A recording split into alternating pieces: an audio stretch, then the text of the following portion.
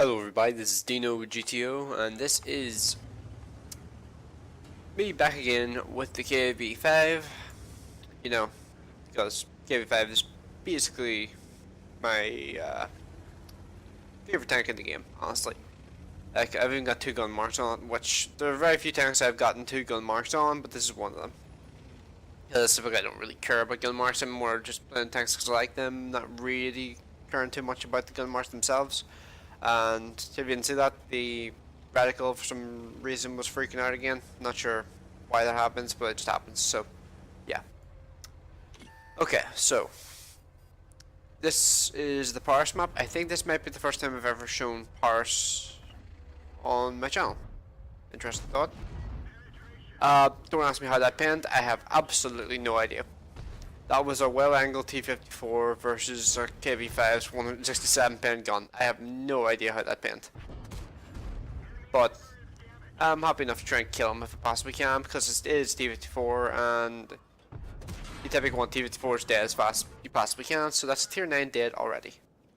And this guy has also decided he wants to show me a side armor for some reason.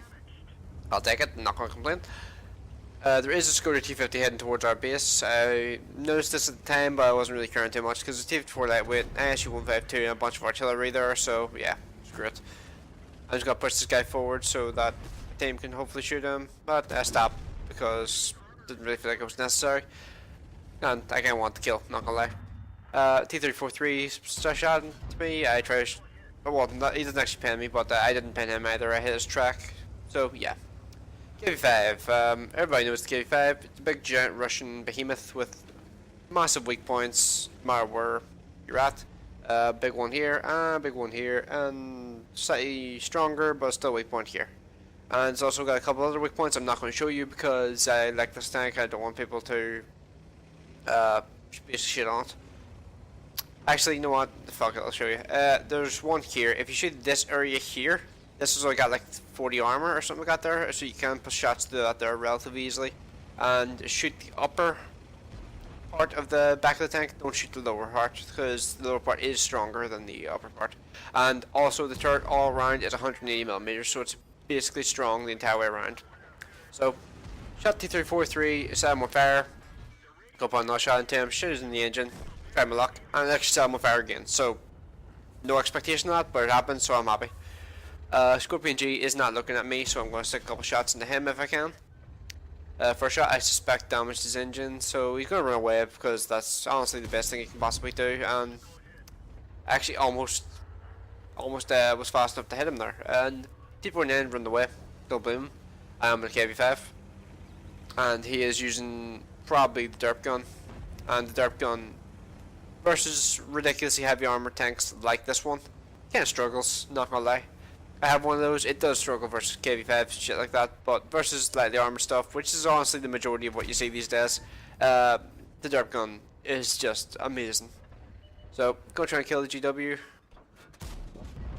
I do kill him, which is nice. F207, I can't actually see if he's aiming at me or not. Oh, no, yes, he is. He shoots me, and that's what I mean by explosive not really doing too much to this vehicle. It doesn't really care. It doesn't even try to run away because he knows he can't get away. And this T-49, how did he miss that shot? I'm not even sure how he missed that shot. I think at this point he gave up and just started raging in his own team's chat. More than likely, I don't blame him because it can be extremely frustrating whenever you think you've a surefire kill or a surefire bit of damage and the gun just says nope. And yeah, can be frustrating to drive that thing, but yeah. That's the final tank of the game dead. KV5, just having get another monster game. Nearly 4,000 damage, relative ease. Still have over 500 health left, so yeah. And 1,300 spotting because this tank is the ultimate scout. Let's see. Anything else I need to say about this thing in terms of weak points? Not really, that I can think of off the top of my head. Let's see, I think this one here is 180mm all around. This one here is 120 or 140 all around, and I think there's one small area where it's slightly more. I think it's here. It's either more or less, I can't remember off the top of my head, but yeah. Overall, this tank's not really too difficult to deal with. Or this tank is not too difficult to deal with if it's a bad driver, but if it's a driver who knows what they're doing, it is a force to be reckoned with, and you shouldn't fuck around when you're fighting it. That's basically like the lesson to be learned whenever you're fighting one of these. Just don't fuck around. If it's a good driver, they can fuck your shit up. Like I had one near the end of last year, a game where I jumped into a situation where there's 8 enemy tanks shooting at me at once. Uh, I helped my team kill 7 of them, and only the last one killed me. I survived getting shot from all around by about 7 or 8 enemy tanks at once. And I survived it all up until the last minute where the last enemy tank fired a heat shell into the front of my turret and killed me. It was hilarious, it really was. And I think I came out of that game with nearly 5,000 damage. It was amazing. But yeah, that's the kind of situation where the DPM on this thing just absolutely shreds people. I don't care about DPM too often. I'm more of a fan of DPM mixed with alpha. I don't like the 57mm guns. I don't like 76mm guns above a certain tier. But this thing here is the kind of DPM I like. It's got some decent alpha. It's got the rate of fire that I like. And it just overall just feels like a really nice thing to play. I wouldn't recommend it to everybody because not everybody knows how aggressive you should really be in the KV5 in certain circumstances, but yeah. On to the results. Okay, so this game was worth an Ace Tanker, Scucci medal, which is kind of rare for me, never get those, Top Gun, and a high caliber. So overall, pretty happy with the medals. So I don't often get Scucci, so it's always nice to get one every now and then. So let's see. In terms of placing the team, top of the team, 4,000 damage, 1,600 base XP, and 7 kills. Did pretty damn well, if I don't say so myself. Yeah, looking at the enemy team, it's no surprise we won that by such a wide margin. Because I mean, look at the enemy team. It's just they just failed so hard. Next person on my team did 1,300 base XP, and next person after that did 800. So yeah, looks like me, and the LTTB basically owned that game. So yeah.